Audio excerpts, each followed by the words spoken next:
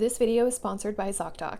Whenever brands announce that they've gone through a rebrand, it means that they've updated their website, their brand colors, their fonts. They kind of just have like a new vibe to them to reflect the next level of business that they're stepping into. Usually it means that they've outgrown their previous brand. In some ways, it no longer is in alignment with where they're heading. And we can take this concept and apply it to our personal lives as well. Sometimes the reason we're not receiving certain opportunities, relationships, or experiences is because on some level we're not ready for them. The current version of us isn't aligned with what we want. And that is where rebranding yourself comes in. It's the process of refreshing your energy, your mindset, your habits, your routines to reflect this version of you that you're stepping into, the things that you're calling into your life. This process helps you to prepare and embrace everything that you're calling in. So in today's video, I'll be walking you through the 4 phases of the ultimate rebrand, so you can step into the version of yourself that feels authentic, confident, and aligned with your goals.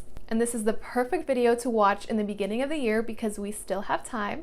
And if you like these kinds of videos, definitely make sure to hit the subscribe button, hit the little notification bell. And I also just released a monthly newsletter, so you can go ahead and sign up for my email list down below, where I'll be sharing a roundup of my YouTube videos and sort of just catching you up on my personal life and things going on with me. With all that being said, let's get into it. Before we dive into your 2025 rebrand, I want to take a moment to thank today's sponsor, Zocdoc, because let's be real, taking care of your health is the first step to any rebrand. So there was a time in my life where I faced a very challenging moment with my health, and I remember sitting with a doctor and she gave me so much compassion, and she really reminded me to take my time to process everything, and she also encouraged me to trust myself. And that moment honestly changed so much for me, and it made me realize how important it is to have the right doctor who listens to and understands you. It can seriously make all the difference. And that is why finding the right doctor is so important, and Zocdoc makes that whole process so much easier and more accessible. It's the easiest way to search, compare, and book top-rated in-network doctors who prioritize your needs. Zocdoc is your go-to free website for finding and booking high-quality in-network doctors without the stress. Whether you're looking for mental health support, dental care, vision checkups, dermatology advice, or something else entirely, Zocdoc makes it simple to take charge of your health. With over 100,000 healthcare providers across every specialty, you've got plenty of options to choose from. What I love most is how easy Zocdoc makes the whole process. You can filter for doctors who accept your insurance, are closest to you, and have verified patient reviews, because we all want to know that we are in good hands. Plus, you can see real-time appointment availability and book a visit that fits your schedule. Some appointments are available as soon as 24 to 72 hours, or even the same day. You don't even need to call anybody. You can just schedule a visit with just a couple clicks, which we love. So if you've been putting off that checkup, that dental visit, or that therapy session, this is your sign to start putting your health first. I've been using Zocdoc myself as part of my rebrand journey. No more excuses, no more delays.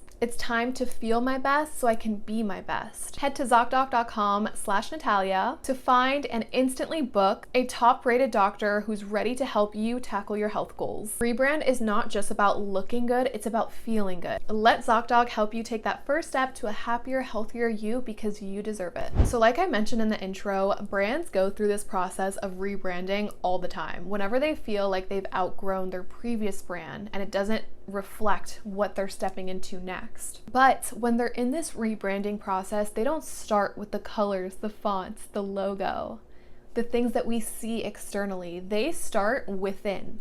They usually start with an internal shift first. So they look within their organization to evaluate what's working, what's not working, and what needs to change to align with their new vision. So we can take that same approach whenever we're in need of a rebrand ourselves. And I know the word rebrand makes it sound like you're completely changing your life overnight and becoming this brand new person, but we are not doing that. We are focusing on being 1% better, focusing on small, intentional shifts that we can make over time. So with that said, I don't want to overwhelm you with a bunch of different steps, so we are going to simplify it, because the more you simplify things, the more you actually want to take action on them. So we're just going to start with one small thing. I want you to ask yourself, what is a story that you're holding on to that is no longer serving you, or a belief? And how can you let that go? So for me, a story that I held pretty much all last year is that I'm an avoidant. I avoid difficult things. I avoid looking at my finances. I avoid mindfulness around what I'm eating. Last year, I was just in a constant state of avoidance, and it pushed me away from achieving my goals and feeling happy and fulfilled. I was honestly miserable because I was constantly in that state of avoidance. So when I was thinking about my 2025 rebrand, I realized that that was something that I wanted to tackle, was this feeling of being an avoidant, somebody who avoids difficult things, somebody who turns to momentary distractions like scrolling on TikTok or eating emotionally. And so I realized that I needed to take on this new story, this new identity of somebody who tackles challenges head on, somebody who faces things, somebody who tracks, somebody who is aware, who is intentional about their actions. And it's not just about saying that you are this person, it's about embodying it with your actions and with your routines. And that's what we're going to cover in phase 2 of the rebrand. So reflect on any stories or beliefs that you've held on to that sort of keep you limited and don't really reflect this new era that you want to step into. And then also ask yourself, what story do you need to take on instead in order to naturally and effortlessly be the person that accomplishes these things? So maybe for you, part of your goals this year involve you wanting to make more friends, wanting to create more community, or even get into a romantic relationship, something like that. But maybe you have a story that it's hard for you to make friends. It's hard for you to put yourself out there. What if you can change that story? And it's not necessarily about jumping from one extreme to the other and affirming like, I am somebody who makes friends with everybody easily and it's so easily for me to put myself out there, because you're not going to believe that if you try to do that. You want to take baby steps to becoming that person. So what is one thing that you can currently believe that also reflects this identity that you want to step into? I'm learning to be more open to meet new people, and every interaction is a chance for me to grow. Or something like, it might feel uncomfortable at first, but I'm building meaningful connections one step at a time. I can even relate to this when it comes to dating. I'm slowly allowing myself to just be a little bit more open to connections. Whereas if you asked me a couple of months ago, I was completely closed off to it. And sometimes it's also just about setting the intention to be more open to seeing a different way. You know, I think it's so important that we constantly challenge the things that we're saying to ourselves and the things that we're believing. That is how you grow. I think that the world that we live in, we are constantly put in boxes, and sometimes we're the ones putting ourselves in these boxes. Sometimes we are limiting ourselves and holding ourselves back. So it's just about questioning, do I resonate with this box? Does this box feel like me? Or can I sort of see myself outside of this box? Can I be just open to the idea that I could potentially step outside this box? So the second phase of the ultimate rebrand is now the external. So we've taken care of the internal shift. You know what stories and beliefs are holding you back, and you're starting to open yourself up to the idea of shifting those stories and beliefs. So now it is time to align your actions, your routines, and your habits to embody that new identity for yourself. Because it's not about just shouting affirmations in the mirror. It's not about just repeating these things to ourselves. It's about, who are you being? What are you doing to show up as this version of yourself? I love this quote by Alex Hormozy. You don't become confident by shouting affirmations in the mirror, but by having a stack of undeniable proof that you are who you say you are. Outwork your self-doubt. So when you think of this new story that you want to embody and step into for your rebrand, what habits or routines does this version of you easily and effortlessly embody? What do you do every day, every week, every month, every quarter? And what are some simple things that you can start adding into your life now to shift into this version of yourself? So when I was doing this for myself, I realized that if I wanted to embody this version of myself who faces difficult things, who takes on challenges head on, somebody who is intentional and mindful of their decisions and actions, I realized that I needed to have habits and routines to reflect that. So the areas of my life that I was really avoiding in 2024, which now end up being the areas of my life that I have really big goals in and that I'm really focusing on this year, are my finances and my health and fitness. So I have a couple of different habits and routines that I want to share with you that I've been doing over the past month. So I have my payday routine. This is when Anytime money hits my bank account, I take some time to sit down and sort of figure out where it needs to go. And I know this sounds so basic. You're probably like, okay, duh, everybody should do this. I wasn't even doing that. I was just kind of letting things happen as they happen and just letting money sit in my bank account. And I'd be like, oh, cool, I have money. I can buy whatever I want. So now I kind of have like this mindful routine where I'm like, a percentage is going to my taxes, a percentage is going to my savings, a percentage is going towards my debt, whatever it is, but I am making sure to allocate everything. Second routine that I'm doing is a monthly budget where before the start of each month, I'll be sitting down and figuring out like my projected income and my projected expenses for that month, and then creating sort of a budget based on that. Especially because most of my income does come from self-employment, so it does fluctuate each month. So I think it's important for me to check in with my budget each month. And then another routine that I have is a weekly budget check-in where I sit down each Sunday and I track the expenses for the week and also just kind of check in with my budget to see if I'm going over, if I'm going under, if I need to allocate money in different ways, all of that. And then for my health, I have been tracking my macros and also tracking my workouts to make sure that I'm progressively overloading. So do you see how these routines and habits directly align with the story that I am embodying? Somebody who is on top of things, somebody who tracks, somebody who's intentional with their actions. So let's say a story that you want to embody is being more disciplined and consistent in the gym. So what specific habits or routines do you need in order to embody that identity of somebody who's disciplined and consistent? Maybe for you that means setting a gym schedule, or maybe every Sunday taking some time to plan out your workouts for the week or meal prepping for the week. Maybe it's setting your clothes out each night so that the next morning you can put it on and go to the gym.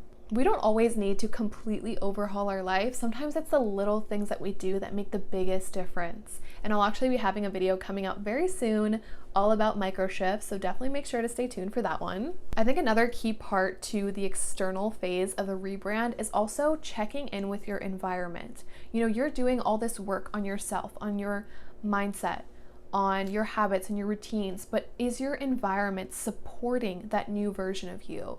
And sometimes all you need to do is just refresh your environment. Sometimes it just means rearranging your room or buying some new decor or buying a new outfit, just something that sort of symbolizes, okay, I am stepping into this new version of myself. If it's you wanting to be more disciplined and consistent, maybe you go buy a new workout set or you go buy a Stanley. I bought this Stanley right before I started 75 Hard, and that sort of symbolized to me, okay, I am taking my health seriously. I am prioritizing myself. So every time I see that, it sort of like reminds me of like this new version of myself that I'm stepping into. And sometimes it's not the physical things in your environment, but the people in your life that you're surrounding yourself with. And I would maybe do an audit of the people that you're surrounding yourself with. Do they embody this next level version of you? Okay, now phase 3 is all about embodying your rebrand. Like a brand who's gone through a rebrand, they announce it first and then they stay within that rebrand. Their posts on social media continue to reflect that rebrand. And over time, they have fully embodied this new brand for themselves that you sort of even forget their old logo and their old fonts and colors because they are just now this new brand. And that's exactly what happens when we also go through a process of rebranding. We just embody it. So at this point, you've done the internal work, you've also done the external work to figure out the habits and routines to best step into this new identity for yourself. And now it's time to actually do it. Now it's time to put in the work. It's time to actually show up. You're not waiting around for the perfect time. You're not waiting for perfectionism. You are just showing up in that energy now. So for example, if part of your rebrand is becoming somebody who's on top of their finances, then you just own that identity. Whenever payday comes along, you just do your payday routine. Whenever it's Sunday, you just do your budget and your weekly check-in because you just are that person. If your rebrand is about being disciplined in the gym, then you just show up, you get it done. This phase is really where the magic happens because you're not just saying that you are this person, you are actually becoming this person. And are you going to face challenges? Are you going to have your mind come up and try to stop you from doing these things? Of course. You know, it's going to be easy in the beginning because you're excited about it. You know, you have your new Stanley Cup, you have your new workout set, you're excited for this rebrand. But eventually, when that excitement fades, all you really have is your word and your routines and your habits to fall back on. But you just need to remind yourself that every decision that you make reinforces that identity, and it brings you closer to the life that you're creating. Okay, so the last phase of the ultimate rebrand is all about tracking and refining. So at this point, you've done the internal work, you've done the external work, you've started to actually show up as this person and embody it. And now it's all about continuing to check in with yourself, continuing to check in with your systems, with your habits, with your routines, to make sure that you are feeling in alignment with all of it. So it could be helpful to have some type of monthly or quarterly check-in where you're just sort of checking in with your goals, with the habits that you set for yourself, and just asking yourself, does this still feel good to me? Does it feel aligned? Am I excited about it? What can I tweak if it's not feeling good anymore? And what's not working? You're definitely not tearing everything apart. You're not starting from scratch. You are simply refining. And this is why I think it is so good to track.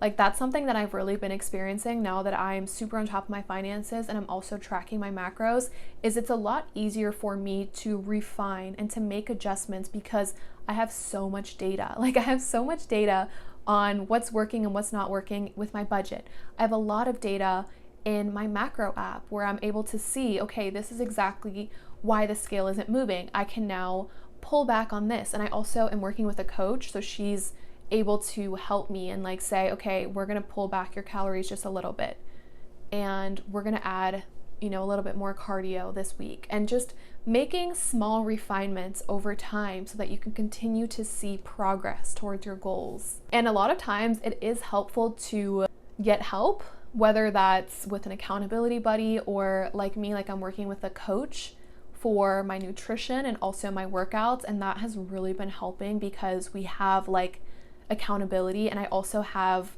like a check-in point. Like, there were many times throughout like the past 2 months where I have felt discouraged, but then I just send her a voice memo and I just express like where I'm at, and she is able to look at the data and be like, okay, this is why you're not seeing progress. Like, let's pull back, let's do this, let's do that. Whereas if I didn't have her, I would probably be spiraling and I would probably have given up by now, or if not, I would have completely changed everything. Like, that's something that I tend to do, is I will completely change things when they're not working.